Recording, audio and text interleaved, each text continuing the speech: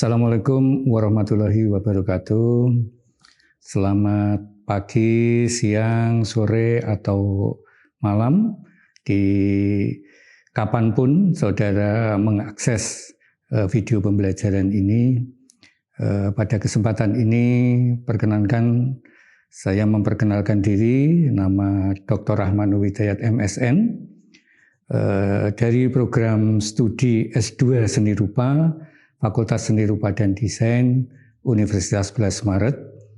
Pada kesempatan ini saya akan menjelaskan tentang materi dari mata kuliah Presiden Desain. Ya. Sebelum saya menjelaskan tentang materi perkuliahan ini, ada catatan di dalam video pembelajaran ini terkait dengan gambar-gambar sebagai ilustrasi. Untuk kepentingan studi ini diambil dari internet, ada juga Google Image, majalah, dan lain-lain. Presiden Desain ini adalah desain-desain ya, yang telah hadir lebih dahulu, ya, yang dapat digunakan sebagai bahan kajian dan contoh untuk pertimbangan dalam mendesain. Ini ada contoh menarik dari desain kursi yang kelihatannya sesuai dengan kondisi saat ini, di mana pada saat yang sama satu orang melakukan 2 atau 3 pertemuan sekaligus secara online. Ini ada 3 layar komputer yang dapat mengikuti lebih dari satu kegiatan. Ini fenomena sekarang seperti itu bukan hal yang aneh lagi karena kegiatan begitu padat ya, sehingga bisa dan harus mengikuti beberapa kegiatan. Ini contoh desain yang menarik. Ya. Presiden Desain ini adalah kajian atau ditelaah, kemudian berhubungan dengan penciptaan itu dikritisi. Nah kalau ditelaah, telaah itu sama dengan studi, sama dengan diteliti ya. Ini berhubungan dengan jawaban keilmuan terkait dengan pertanyaan ontologis, epistemologis, dan aksiologis ya. Jadi nanti kesimpulannya ada temuan yang berbeda dengan kajian sebelumnya. Jadi harus punya perbedaan dengan periset-periset yang lebih dahulu. Jadi mempunyai sesuatu yang baru yang ditemukan di dalam kajiannya. Kemudian terkait dengan penciptaan, ini karya-karya terdahulu Presiden Desain ini perlu dikritisi. Ya. Tujuannya apa? Untuk berkarya, membuat karya desain yang berbeda. Jadi sehingga ada kebaruan, lebih ditekankan berbeda dengan desain-desain sebelumnya. Jadi pentingnya Presiden Desain ini adalah mempelajari desain yang sudah ada, ketika diteliti menemukan temuan-temuan baru yang belum dikaji oleh orang lain. Yang kedua sebagai bahan pertimbangan untuk menciptakan sesuatu yang baru. Ini ketika menciptakan desain. Nah, Presiden Desain ini saya ulangi mengkaji desain yang telah terjadi lebih dahulu untuk menghasilkan temuan dalam konteks keilmuan, yaitu filsafat ilmu, ada ontologi, epistemologi, aksiologi, dan menghasilkan perbedaan temuan dengan kajian sebelumnya. Ontologis ini berhubungan dengan pertanyaan penelitian, yaitu apa yang ingin kita ketahui. Kemudian epistemologis itu bagaimana cara kita memperoleh pengetahuan. Kemudian aksiologis, apakah nilai atau manfaat dari pengetahuan tersebut bagi kita. Jadi kepentingan ilmu ini menjawab kepentingan atau yang berhubungan dengan ontologis, epistemologis, dan aksiologis. Yang kedua, mengkritisi desain yang telah terjadi lebih dahulu. Ini dikritisi dari sisi proses desain atau desainernya. Ya. atau wujud desainnya, karya dari seorang desainer yang hasilnya dapat dijadikan sebagai bahan pertimbangan dalam mendesain atau menghasilkan desain-desain yang baru, ya, yang benar dan indah. Ya, jadi parameternya itu baru, benar, dan indah. Presiden desain, bidang desain meliputi, ya, ada bidang-bidang arsitektur, desain interior, desain komunikasi visual, desain produk, desain fashion, dan lain-lain. Mengapa mempelajari presiden desain? Ya, ini satu, itu sebagai inspirasi. Dua, sebagai contoh untuk menghasilkan desain yang baru. Tiga, dikaji sebagai objek material. Objek material itu objek yang diteliti dengan pendekatan yang namanya objek formal. Ini kalau contoh sebagai inspirasi ini presiden arsitektur atau arsitektur yang terlebih dahulu sudah ada. Ini ada Ars of Constantine di Roma, ya. Ini dibangun 315 Masehi.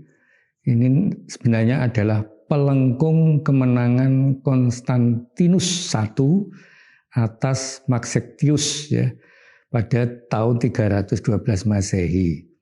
Ini tingginya 21 meter, jadi tinggi. Jadi ini pintu gerbang kemenangan. Kalau di sana itu menang perang itu dibuatkan pintu gerbang. Nah, kemudian pada zaman yang lain ketika Napoleon Bonaparte memerintah untuk membuat gerbang atau monumen untuk menghormati jasa-jasa tentaranya, ini inspirasinya juga ini dari Ars of Constantine. Ini menjadi inspirasi, kemudian membuat Arc de Triomphe di Paris, Prancis pada tahun 1836 Masehi. Tingginya lebih 2 kali lipat lebih dari sumber idenya. Nah, ketika Napoleon meninggal pada tahun 1840, jenazahnya ini dilewatkan di gerbang ini menuju ke pemakaman sebagai penghormatan. Ternyata gerbang kemenangan ini tidak berhenti sampai di sini, ya. Pada era modern tahun 1989 Grand Arc de la Défense atau La Grande Arci ini selesai dibangun. Ini bangunan yang tingginya lebih dari 2 kali lipat juga, ini 110 meter. Ini terinspirasi dari Arc de Triomphe. Ini fungsinya memang berbeda, tidak sekedar peringatan akan kemenangan perang, tapi digunakan untuk atau sebagai bangunan untuk kepentingan bisnis, ya. Dan yang tingkat paling atas digunakan untuk exhibition atau pameran. Dan kalau waktu luang senggang itu, kalau di sini sore itu trap-trapnya itu untuk duduk-duduk untuk mencari penyegaran keluar rumah lah, ya, untuk masyarakat di sana. Ini menjadi desain yang baru, jadi tidak sama dengan yang dahulu. Jadi sangat kontras. Kalau yang dulu itu lebih ke unsur-unsur klasik, yang baru ini lebih ke arah modern. La Grande Arci ini satu garis lurus dengan Arc de Triomphe, jadi satu garis lurus. Ini cukup menarik, ya. Jadi ini fotografernya bagus di dalam mengambil posisi ini menjadi satu garis lurus. Yang menarik di Indonesia ini Arc de Triomphe di Paris, Prancis yang tingginya 50 meter ini dengan sadar ditiru, ya. Ini namanya Tugu Simpang 5 Gungul Kediri, Jawa Timur. Ini tahun 2008. Tingginya 25 meter. Ini kalau Pak Ramanu pernah ke sana. Pak Ramanu aslinya dari Kediri, ya, jadi pernah ke sana. Di atas itu ruang terbuka, bisa melihat pemandangan kota Kediri. Tapi ini ya pro kontra ya, karena kita punya budaya sendiri, kenapa tiba-tiba muncul di Kediri ada budaya asing. Nah, ini menarik untuk dikaji. Nah, ini konteksnya agak lain, ini berhubungan dengan desain interior ini. Jadi presiden desain sebagai inspirasi tapi menimbulkan persoalan. Ini ada yang namanya eksotika ala Buddha Bar, terinspirasi dari Buddha. Ini yang menjadi persoalan, Buddha itu orang suci, ini dikaitkan dengan bar. Bar itu tempat minum-minum beralkohol, kira-kira seperti itu. Ini namanya Bar and Lounge, Nine Clouds, Jakarta Selatan. Desain fresh color. Ini sumbernya dari Gria Asri. Nah, ini contoh-contoh interiornya, terdapat ini wajah-wajah Buddha di sana, ada simbol-simbol bunga teratai juga ada di sana, tapi juga berdampingan dengan botol-botol minuman, mungkin seperti itu. Diprotes umat Buddha di DPR RI cukup lama ini ya, tanggal 3 Maret 2009. Dan akhirnya ditutup. Ya. Namun di belahan dunia yang lain, ini Buddha Bar atau Bar Buddha ini sangat berkembang pesat. Ya. Ada simbolnya, ada itu yang bentuk wujud manusia dengan bunga teratai, ada simbol Om di sana. Ada juga ini Siddhartha menjadi simbol restoran, ini memegang sendok, perut gendut. Ya. Mungkin kalau di Indonesia juga sudah diprotes itu. Ini dan cabangnya di mana-mana dan diterima ya. Kalau di Indonesia diprotes. Kemudian ada inspirasi juga menimbulkan masalah. Ini berhubungan dengan desain komunikasi visual. Ini ada lukisan The Last Supper, ini perjamuan terakhir Yesus dengan murid-muridnya, lukisan karya Leonardo da Vinci. Ini menjadi inspirasi cover majalah Tempo edisi 4 sampai 10 Februari 2008. Yang tokoh-tokohnya diganti Presiden RI kedua, ini Bapak Soeharto dan putra-putrinya. Nah, cover tersebut mendapat protes umat Katolik. Ya, ini cukup menarik, ini masih ada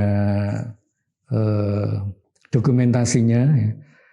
Bagaimana terinspirasi dari karya Leonardo da Vinci ya, untuk cover majalah Tempo. Ada inspirasi yang menimbulkan masalah juga, ini tadi yang menyangkut Om. Ya. Kata Om itu terkandung pada awal mantra-mantra Hindu sebagai kata yang paling suci yang dilantunkan pada pendahuluan dan akhir pembacaan kitab Veda atau sebelum memulai doa atau mantra. Ini dulu juga diprotes. Ini bukunya sudah beredar. Ini novel karya Dewi Lestari atau D, ini judulnya Supernova, diprotes umat Hindu. Nah, setelah diprotes itu di toko-toko buku ini dilubang, jadi omnya dihilangkan dan berlubang. Jadi dan ini tidak mengganti cover tapi dilubang. Kemudian untuk terbitan selanjutnya ini ditutup gitu ya, ditutup kata-kata omnya. Ada cover kaset, mungkin kaset sekarang sudah sangat langka di zaman sekarang ya. Ini albumnya Iwan Fals ya, judulnya Manusia Setengah Dewa.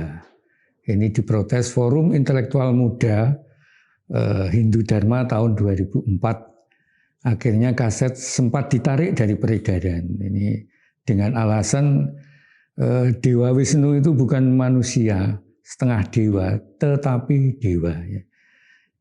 Ini kehati-hatian kita di dalam mempelajari karya-karya desain terdahulu, presiden desain, agar tidak menimbulkan persoalan. Di samping ada yang menarik, kreatif, diterima, ada juga karya-karya yang ditolak. Ada karya yang menarik berkaitan dengan desain produk, ya, desain produk. Kalau tadi desain komunikasi visual, ini berhubungan dengan desain produk. Mengkaji kursi karya Robert Venturi, ya, dan Denise Scott Brown. Ya. Denise Scott Brown ini menarik karena kalau diamati di gambar, motif kursi sama dengan motif baju Denise Scott Brown. Ini cukup menarik ini. Nah, ini latar belakang desainernya. Nah, riwayatnya Robert Venturi ini lahir di Amerika 1925, tinggal di Philadelphia, ya. Dan Denise Scott Brown ini warga negara Amerika kelahiran Zambia 1931, tinggal di Philadelphia juga. Nah, pengalaman berkarya keduanya ini, pasangan ini sebagai arsitek. Sebagai arsitek, karya-karyanya bisa kita telusuri Vanna Venturi House di Philadelphia. Ini mendesain ulang rumah ibunya Robert Venturi di akhir tahun 1950-an. Venturi bereksperimen dengan arsitektur postmodern. Nah, sekarang bangunan ini dianggap sebagai postmodern yang pertama. Kemudian ada fire station, ya, ini pusat untuk stasiun pemadam kebakaran. Kemudian ada National Gallery, karya-karya bercirikan postmodern. Ya.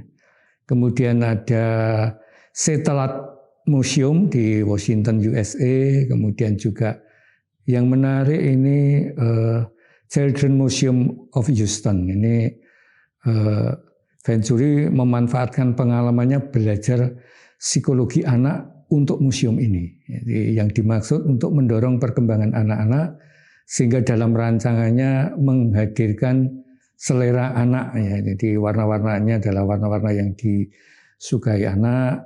Bentuk bangunan seperti susunan mainan anak itu yang disusun-susun seperti itu. Kemudian juga bangunan untuk menampung warga lanjut usia berpenghasilan rendah sebagai bentuk pengabdian sosial arsitek, ya. Kemudian juga ada Museum of Contemporary Art San Diego Extension, ya. Ini juga karya-karya Robert Venturi. Nah, konsep berkaryanya cukup menarik, ya. Di bidang arsitektur ini sangat bertentangan dengan Ludwig Mies van der Rohe. Ludwig Mies van der Rohe itu punya konsep less is more, jadi kurang itu lebih, ya, sedikit itu lebih. Ini sehingga karya-karyanya dalam bentuk sederhana, simple seperti international style, bangunan bertingkat yang bergaya internasional sebagai penciri modern. Nah, kalau Robert Venturi itu memplesetkan less is more itu menjadi less is bore. Jadi kurang itu membosankan, sehingga dia membuat bentuk-bentuk, menggabungkan bentuk-bentuk lama dan baru. Ya, konsepnya form just for fun, jadi bentuk untuk senang-senang, kira-kira seperti itu. Nah, di dalam konsep berkarya bisa terlihat dalam bentuk desain produk, ya. Selain berkarya arsitektur, Robert Venturi, Ludwig Mies van der Rohe ini juga arsitek, ya, yang masuk secara arsitektur. Ini juga membuat desain-desain furniture, kursi, ya. Ini udah bentuk kursinya less is more, sedangkan Robert Venturi menerjemahkan form just for fun, bentuk untuk senang-senang. Nah, yang menarik desain produk kursi ini, Robert Venturi ini terinspirasi dari Queen Anne Chair yang populer tahun 1720 sampai 1730-an. Jadi ini kursi yang sudah ada sebelumnya di masa Queen Anne, ya, di Ratu Inggris yang berkuasa pada tahun 1702 sampai 1714. Nah, Robert Venturi ini dengan Denise Scott Brown ini menerapkan form just for fun-nya dengan membuat prototipe kayu, ya, prototipe kayu, kemudian diolah, dikembangkan untuk kepentingan industri dan mendapat pesanan dari dunia industri cukup banyak. Ini dibuat tahun 1984, Queen Anne chair. Ya. Bahannya multiplex, cetak, ada plastik laminasi, dan bantalan dudukan ini dibungkus kulit imitasi. Ini tahun 1984. Dalam rentang waktu yang sangat jauh, dari bentuk klasik kemudian diubah untuk kepentingan selera just for fun, ya, form just for fun, untuk desain-desain yang postmodern. Ya. Postmodern adalah mengkritisi karya-karya modern yang dianggap monoton. Ya. Nah, skema proses dan wujud karyanya, ini wujud desain kursi tahun 1720-an, Queen Anne style.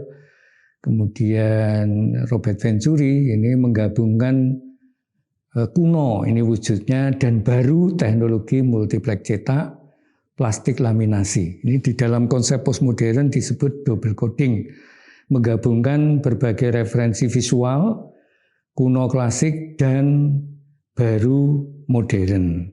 Bentuk mengacu konsep form just for fun. Wujud desain kursinya seperti terlihat di gambar. Ya. Nah, Queen Anne chair karya Robert Venturi dan Dennis Scott Brown ini yang menarik tadi, motif baju ini sama dengan motif yang ada di kursi. Ini karena Robert Venturi ini melihat motif kain serbet neneknya. Ya.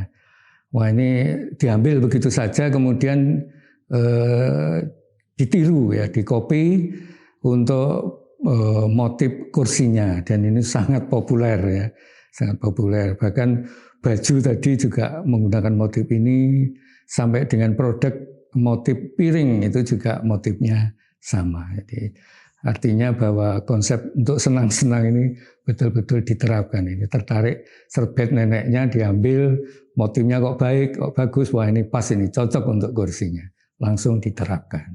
Nah, varian dari kursi Queen Anne chair Robert Venturi ini yang biasanya diletakkan di dinding sehingga dinamakan Queen Anne side chair, ini variasinya sangat banyak sekali. Ini salah satu inspirasi dari Queen Anne chair, belum lagi inspirasi dari kursi-kursi yang lain. Jadi ini untuk kepentingan industri kayaknya sangat banyak.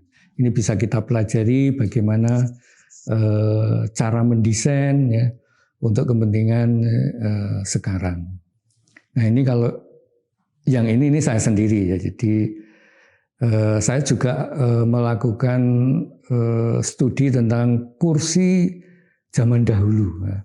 Ini kursi yang ada di relief Candi Borobudur, tepatnya relief Karma Wibangga, panel ke-75. Candi Borobudur dibangun tahun 800-an, sehingga kalau sekarang itu usianya sudah 1.200 tahun yang lalu. Nah, yang menarik di sana ada kursi. Kalau kita sambil lalu saja itu apa ada kursinya, ya.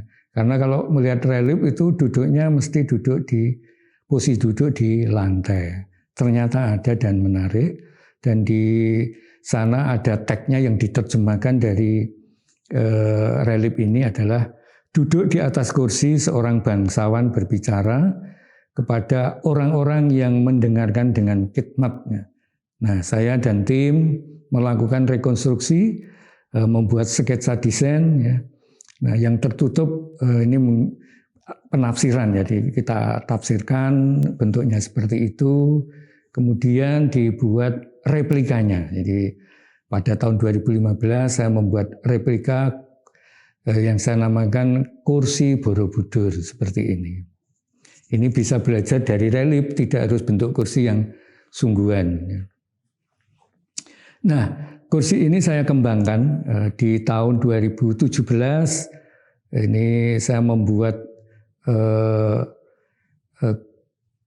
redesign dengan konsep yang terinspirasi dari Robert Venturi, ya, kira-kira just for fun, ya. Menurut kesenangannya Pak Rahmanu sendiri. Jadi tidak tergantung pada orang lain. Ada yang berbentuk indah, ada yang berbentuk kesenangan, ya. Jadi redesign kursi Borobudur, dan ini sudah dipamerkan di dalam pameran budaya visual tahun 2017. Kemudian membuat redesain kursi Borobudur lagi dengan konsep aeng atau aneh atau eklektik. Nah, ini saya menggabungkan konsep atau wujud modern dengan salah satu ikon dari kursi Borobudur, yaitu sandarannya yang di puncaknya itu, yang kalau ditafsirkan itu bentuk kalamakara. Ya. Kalamakara itu kalau di zaman dahulu itu fungsinya untuk, karena diterapkan di pintu masuk, fungsinya untuk menelan hal-hal yang buruk, sehingga kalau sudah masuk di tempat suci, candi dan sebagainya itu orang-orang sudah dalam keadaan yang suci. Ini saya terapkan di kursi untuk kepentingan zaman sekarang. Ya. Variannya juga saya buat cukup banyak, warna-warnanya ada yang hijau, merah, biru, kuning, ya. Ada yang pakai jok, ada juga yang tidak.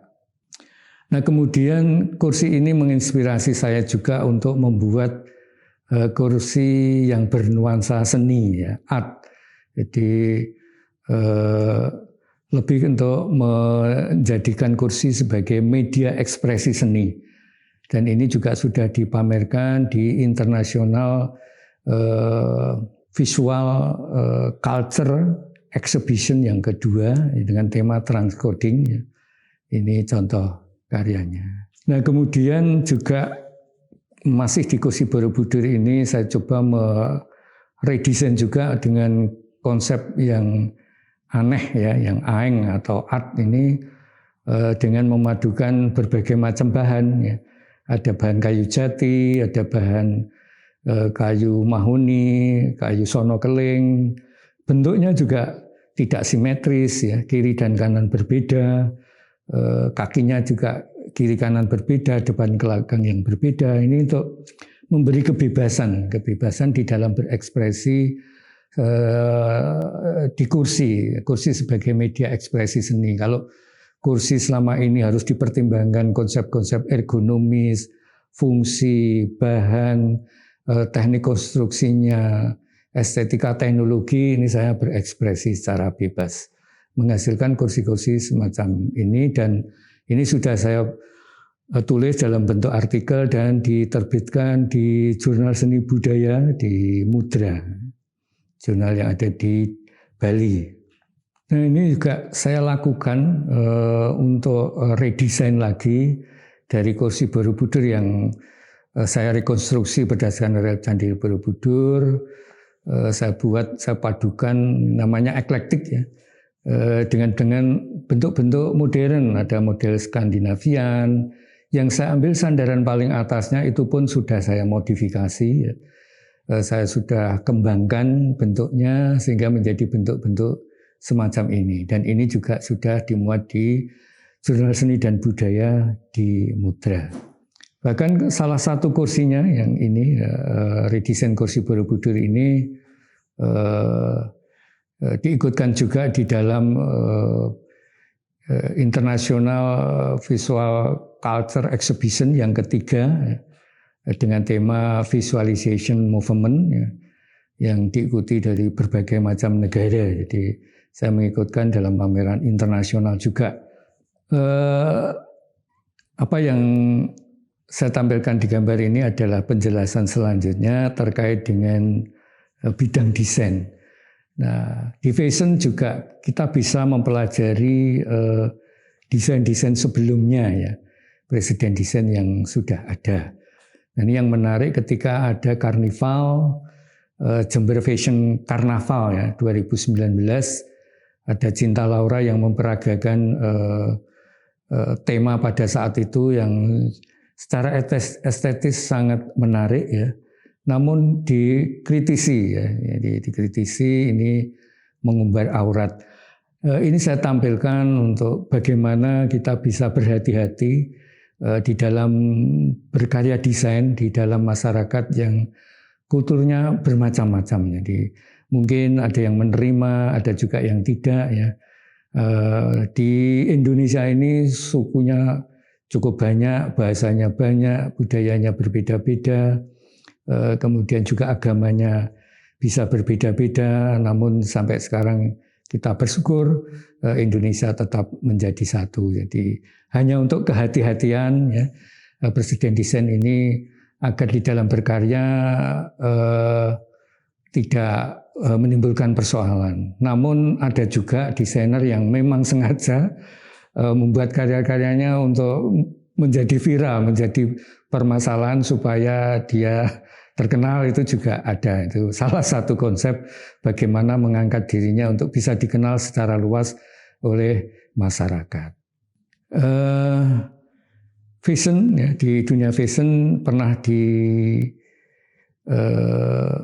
menimpa juga Agnes Monica ini karena terinspirasi dari tulisan Arab yang masyarakat Indonesia ini kalau tulisan Arab itu mesti identik dengan Al-Quran, ya ini kan diprotes.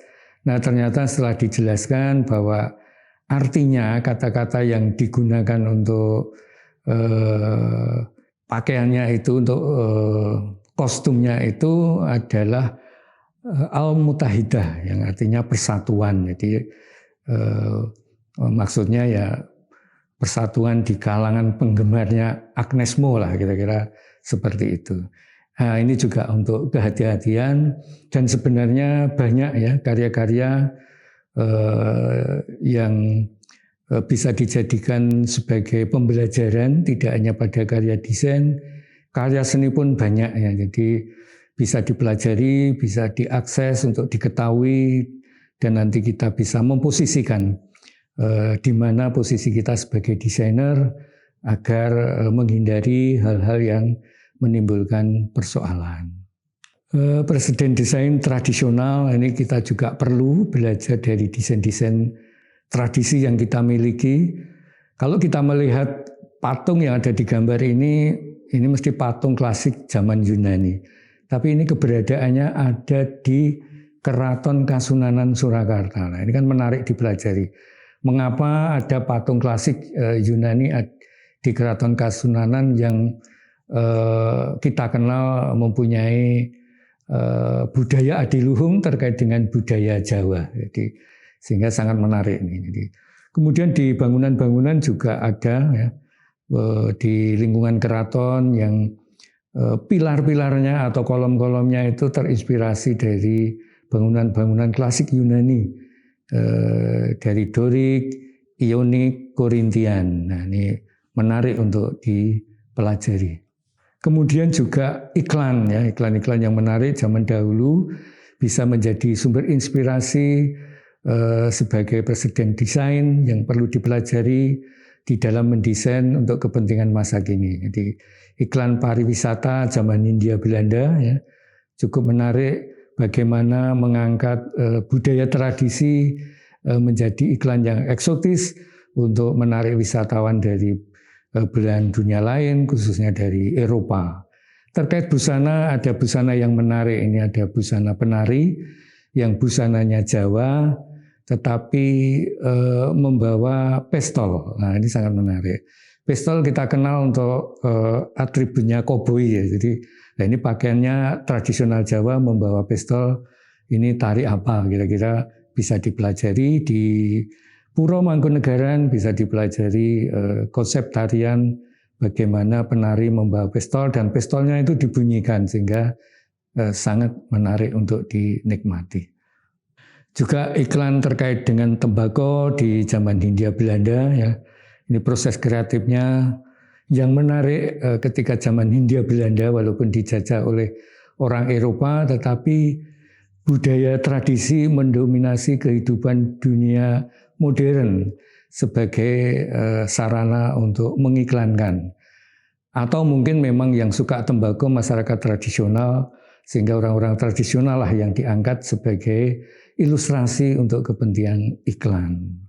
Saudara-saudara yang mengikuti video pembelajaran ini sudah sampai pada saat penutup, yang kesimpulannya adalah bahwa penting mempelajari karya-karya desain yang sudah ada sebelumnya, yang dapat dikaji, dijadikan sebagai bahan rujukan untuk menghasilkan karya yang baru. Di samping itu juga untuk kehati-hatian kita supaya desain-desain yang kita hasilkan tidak menimbulkan persoalan di kemudian hari. Pada kesempatan ini saya mengucapkan terima kasih karena banyak sekali sumber-sumber gambar yang saya ambil dari internet, ya, kemudian Google Image, ada Flickr, kemudian Pinterest, ada di Facebook, ada di Instagram, ada di YouTube, ada majalah Tempo, majalah Gria Asri, bahkan di kapanlagi.com, dan juga buku-buku yang tulisannya saya jadikan pedoman untuk materi pembelajaran ini. Jadi ada buku, ada katalog, dan lain-lain. Saya kira itu yang bisa saya sampaikan pada kesempatan kali ini. Sampai ketemu di video pembelajaran yang lainnya. Billahi taufiq wal hidayah. Wassalamualaikum warahmatullahi wabarakatuh.